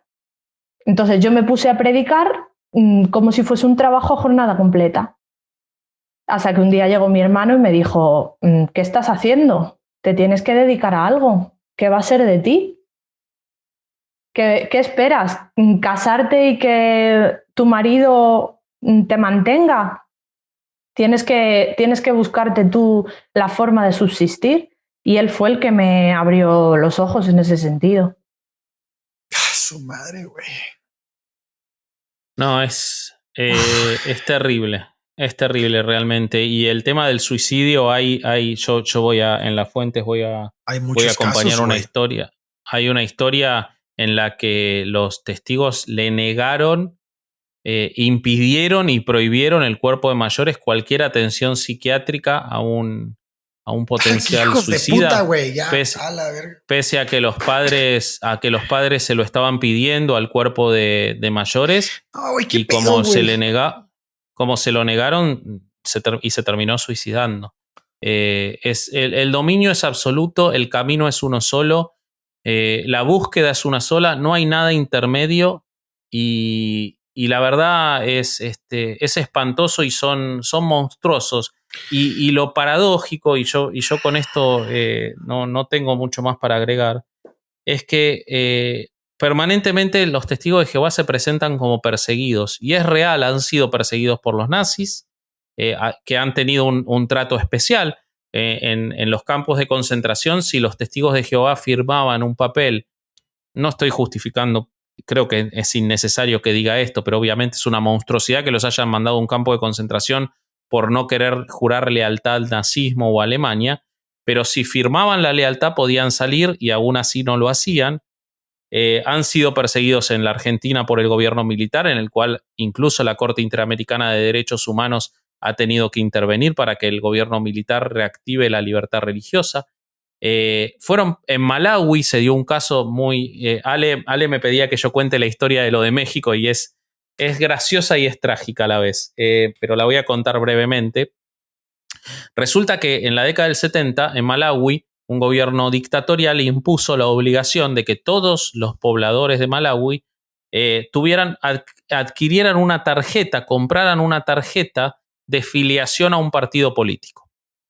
Al que sea, pero a un partido político. Sí, bueno, una burrada en Malawi. Si nos están escuchando en Malawi, un abrazo. Pero excepto a los que vendieron esas mamadas. Sí, no mamen. Pero los testigos de Jehová, por lo que contaba Ale, de que no pueden seguir a ningún partido político ni ninguna afiliación que no sea Dios, no podían comprar la tarjeta. Esto los llevó a una persecución en la cual murieron miles. En Malawi sigue habiendo sorpresivamente muchísimos testigos de Jehová. En ese momento había más. Spoiler alert, hoy hay menos. ¡Qué mamón! Y entonces, en el mundo recibían los testigos de Jehová que lo usaban esto como publicidad mientras dejaban que murieran porque les prohibían comprar la tarjeta partidaria. En el mundo se recibían las noticias de esto. En México, en simultáneo, se le permitía a los testigos de Jehová mexicanos que le pagaran dádivas, en Argentina se dice coimas, no sé cómo se dice en México, pero sobornos a los militares mexicanos para que firmaran la tarjeta de cumplimiento del servicio militar obligatorio y que así entonces no tuvieran consecuencias penales.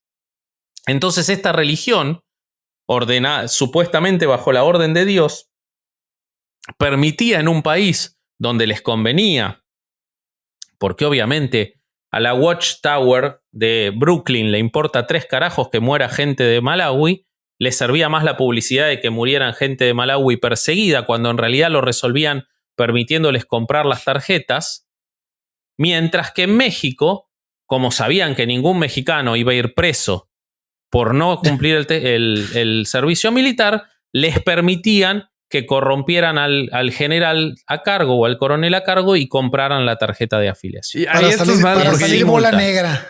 Pero ahí estás mal porque corruptos ya estaban.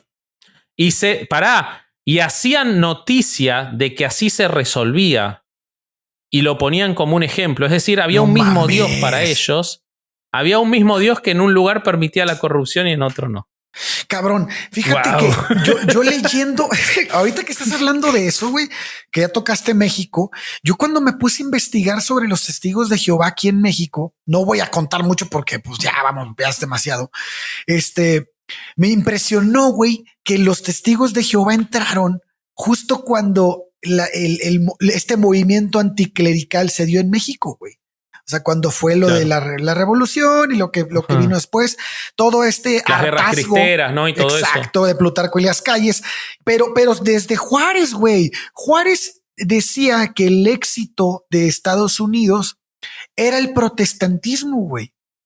Y entonces muchos protestantes entraron a México y aprovecharon que todos los cuerpos revolucionarios que apoyaron los gobiernos de Obregón, de Plutarco y las calles, bueno, todos estos movimientos que beneficiaron o que apoyaron el movimiento anticlerical, la ideología anticlerical en la que todo mundo estaba en contra de la Iglesia Católica, en específico de la católica, porque estaban hartos, ¿no? de la Iglesia Católica colonial.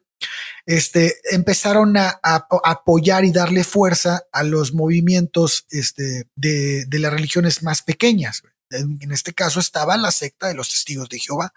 Y esto le benefició muchísimo, güey. Y esa fue la razón por la que se hizo grande en México y empezó a crecer al grado de ser el tercer país en donde más Testigos de Jehová hay, güey. Después de Brasil y Estados Unidos.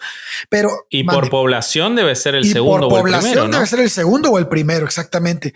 Pero aquí lo que me llama mucho la atención es que si ya estabas dándote cuenta que el movimiento religioso, que en este caso era el católico, estaba de la chingada y había hecho a tu país, como lo vimos en la Guerra de los 3 años, durante todo el tiempo, en la independencia, en todo momento la iglesia siempre ha estado ahí. Que pueden buscar nuestros episodios anteriores, los campesinos, en los que hablamos de todos estos temas. Y aquí es donde digo, cabrón, ¿qué pedo, güey? O sea, si eras un güey liberal, que se entiende por liberal, que tienes al menos una pizca de pensamiento crítico, güey. Bueno, quiero pensar eso. Ya vamos a ver que no lo es, pero cabrón, si ya viste lo que hizo una religión, ¿por qué tu solución es otra religión, cabrón? O una secta de este tipo, o cualquier movimiento que tenga una índole religiosa, güey. ¿Por qué si ya viste cómo funciona, por qué buscas como respuesta esto, güey? Y no mames, me voló la cabeza. Dije, no puede ser que a alguien no se le haya ocurrido que la respuesta era no religiones, cabrón. O sea, no mames, si ya estás atacando a una, ¿para qué chingados metes a otra, güey? O a otras. Quizás, ¿no? Porque sabía, digo, sin ánimos de defender, pero quizás porque sabía que era inevitable que por alguna vayan, ¿no? Entonces quizás buscando lo menos peor, eran nuevos, qué sé yo. Pero si sabes que van a ir por alguna, pues pon otra opción en la mesa, güey. ¿No? ¿Pero cuál? Sí, los rastafaris. No mames, no.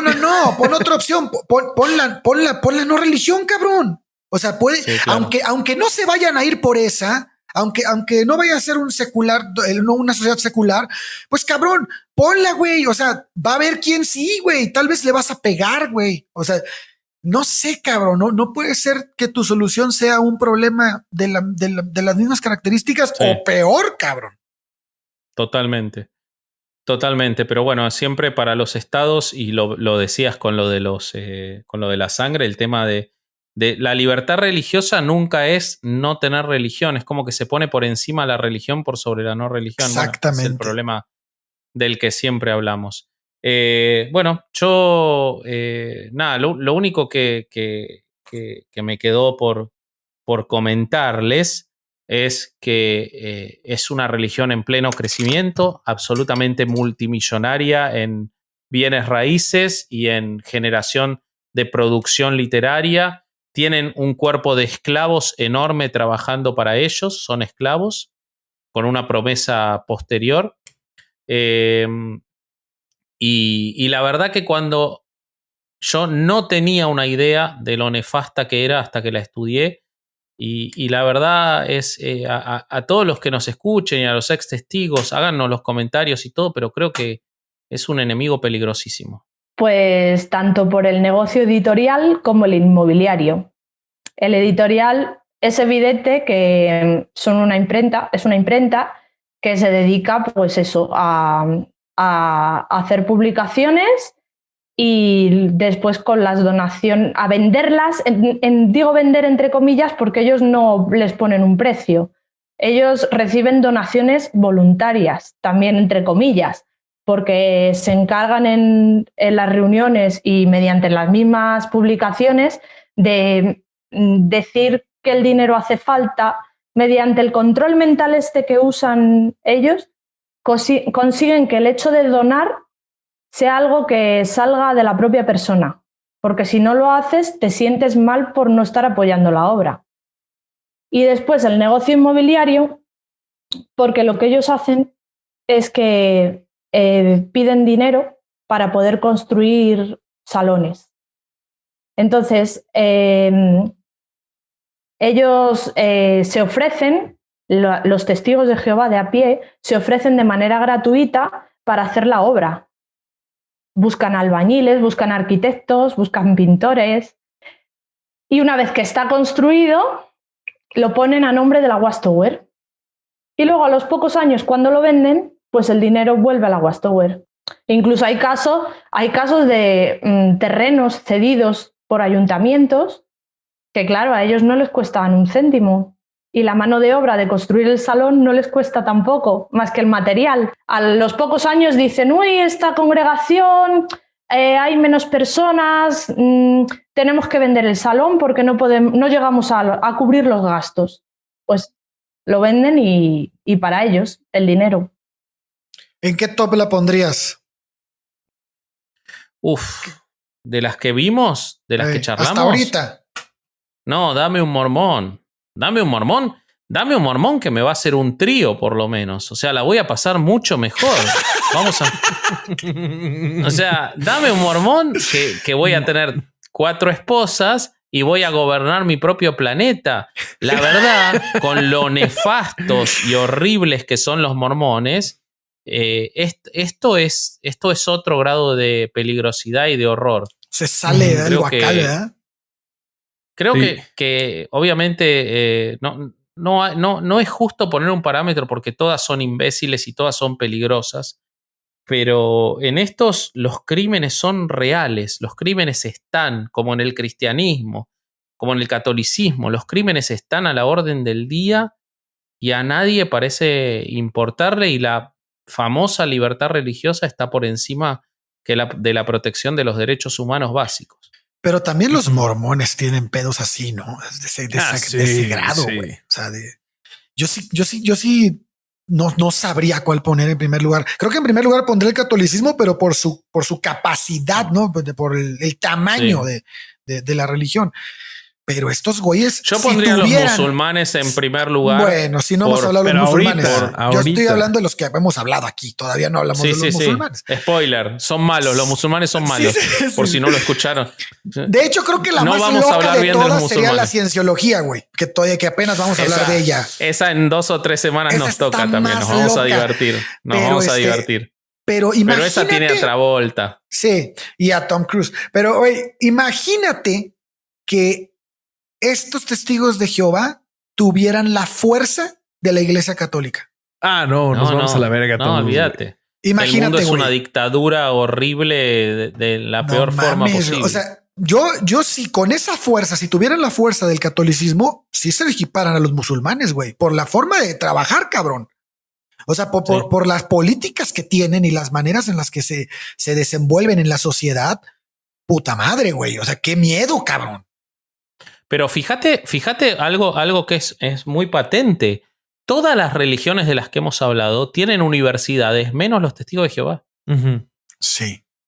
Ellos te quieren mantener ignorante. Uh-huh. Exactamente. Pues mira, en realidad yo nunca estuve cómoda dentro, pero no sabía el por qué. No me cuestionaba nada. Es lo que hablábamos. Lo que te enseñan tus padres, piensas que es lo que está bien, es lo que conoces y no te cuestionas nada más. Pero en la adolescencia, al no dejar juntarme con compañeros del instituto o con vecinos, empecé a sentirme mal y a indignarme. porque dentro de la congregación yo no encontraba mi sitio y no podía buscar amistad fuera tampoco. Entonces estaba ahí como entre dos aguas.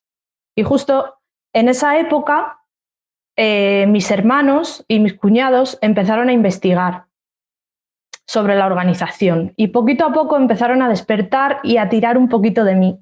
Fueron tirando de mí poquito a poco y claro, pues yo ya me di cuenta de que era mentira, de que la cuestión, todo lo que me habían enseñado era mentira. Entonces, para mí el momento clave fue ese, la adolescencia.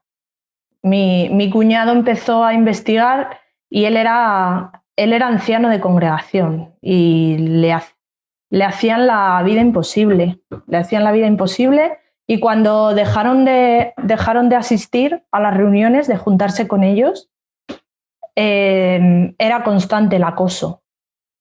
Iban a su casa todas las semanas a llamar a su puerta, a intentar convencerlos de que tenían que seguir y fue duro. Yo lo sé porque viví con ellos, yo vivía en Sevilla y ellos vivían en Madrid, en Toledo, en un pueblo de Toledo. Y yo iba de vacaciones y he vivido esas cosas, he vivido ese acoso, o sea, lo he visto con mis propios ojos. Pues la verdad es que a mí se me hace bastante fuerte escuchar el testimonio de alguien que lo vivió, porque una cosa es leer los casos y pues sí están de horror, pero saber de alguien que lo vivió y escucharlo es fuerte. Aquí les traje un dato para cerrar. Hay investigaciones como la que hizo Jay Spencer en Australia, que se llama The Mental Health of Jehovah's Witnesses, en donde después de su investigación encontró que datos que sugieren que los ex testigos de Jehová son más, tienen mayor probabilidades de ser admitidos en un psiquiátrico, disculpen. Además de que los seguidores de la secta son hasta 3 veces más propensos a ser diagnosticados de esquizofrenia y hasta 4 veces de ser diagnosticados de esquizofrenia paranoica. Entonces, además de todo el daño físico que pueden de sufrir, pues el daño psicológico está ahí. Y ya en lo que estuvimos platicando, pues esto cuadra perfecto en la definición de Steven Hassan de secta. O sea, hay control de la conducta, control de la información, control del pensamiento y control emocional. Tienen a los miembros controlados por todos lados y ya vimos lo que ocasiona. Entonces, para los que son testigos o si es que dejaron de ser testigos, platicando con Lucía fuera del aire, lo que ella me recomendó es que busquen grupos. Hay muchas asociaciones que ayudan a ex testigos de Jehová a salir de la secta, que brindan apoyo psicológico, apoyo de grupo. Entonces les vamos a poner estas asociaciones abajo para que las chequen. Okay. Ustedes, muchachos. Ok, yo en primer lugar quiero agradecerle a Usías Pacheco, un oyente de Herejes el Podcast, que es ex testigo de Jehová y que me acercó mucha información y con el que pude charlar muchas cosas.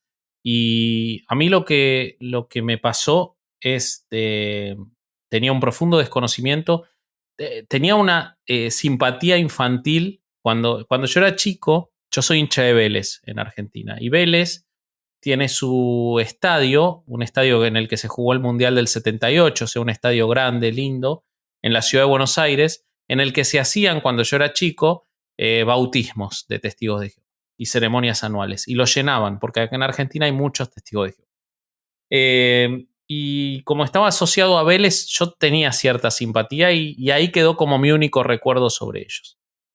Haber estudiado esto me hizo dar cuenta de lo nefastos, sanguinarios y peligrosos que son, de cómo están dispuestos a todo por una promesa ignorante y absurda, y podríamos decir, eso son todas las religiones, y es verdad que son todas las religiones, pero en esta se ve tan directo. O sea, creo que los testigos de Jehová, lo que me di cuenta es que son un grotesco de lo que son todas las religiones. Es como llevar a la máxima expresión la idea de una promesa absurda por el temor a la muerte y que eso te haga ser capaz de cualquier cosa. Y creo que hay mucha información, hay muchos testimonios de ex testigos. Es solo cuestión de querer buscarlo. Y obviamente no puedo endilgarle a quienes tienen hijos, nietos, bisnietos y ya vienen de generaciones, pero a quien esté pensando hacerse testigo de Jehová, por favor investiguen. No lo haga, compa. Es nefasto, es peligroso, son gente mala. Y creo que el testimonio de Lucía es clara evidencia de eso. Híjole, pues es un ejemplo más de cómo una ideología puede corromper la mente de un hombre. O sea, no me impresiona siempre que escucho este tipo de cosas que la maldad del ser humano puede verse de manera exponencial, puede crecer de manera exponencial con un adoctrinamiento de este tipo. O sea, es algo bien delicado, güey, y es increíble que tanta gente siga este tipo de pensamiento. O sea, eso me mata, me explota la cabeza, güey. Que haya tanta gente que encuentre algo bueno de algo tan malo. O sea, que le vea el lado bueno a algo tan malo. Yo no puedo ver nada bueno, güey. Que tal vez hay, güey. Tal vez hay cosas buenas, güey. Pero no puedo verlo, güey. O sea, no puedo alcanzar a dilucidar qué pudiera yo obtener de bueno de un pensamiento que me dice que tengo que portarme de cierta manera porque va a haber un Armagedón, güey. O sea, no veo que algo bueno pueda salir de ahí, cabrón, pero bueno, pues ya escucharon más o menos cómo funciona esto. Hay muchísimas cosas más. Creo que hay mucho que leer, hay mucho que documentarse. Y como siempre, pues esto es la punta del iceberg. Y si quieres conocer lo que está abajo, pues te va a tocar leer, compadre. Es correcto. Y creo que si quieren leer más sobre el tema, pueden empezar por el libro de Lucía, que se llama Despertares. Lo encuentran en Amazon. Les vamos a poner aquí abajo la liga. Su seudónimo de autora es LC Brandón. Y también la encuentran en Instagram, en Twitter como LC Brandón. Y tiene un blog en su página www.lcbrandon.com. Igual todo está en la descripción. Mil gracias a Lucía por haber ayudado con la entrevista y con su testimonio, que es valiosísimo. Buenísimo. Y bueno, para terminar, los dejamos con la conclusión que nos cuenta Lucía. Y recuerden que este fue otro domingo de no ir a misa y escuchar Herejes el podcast. En primer lugar, decir que el mensaje no va dirigido a los propios testigos, o sea, que de lo que estamos hablando, a quien estamos criticando, no es a los propios testigos de Jehová, es a la organización, que es la que los tiene manipulados, porque ellos no son malas personas. Bueno, dentro habrá de todo, habrá gente buena y gente mala, como en todos los sitios, pero los culpables de todo son los de la organización. Y en segundo lugar, mandaría un mensaje de alerta en el que digo que la organización de los testigos de Jehová es una secta. Ejercen control mental y pueden llegar a anularte por completo. Y hay que tener mucho cuidado. Y la gente que esté dentro y tenga dudas, les diría que estudien la historia de la organización, que contrasten información y que intenten pensar por sí mismos. Y mi recomendación para todo el mundo en general es que en esta vida nunca hay que fiarse de una sola fuente. Hay que contrastar la información.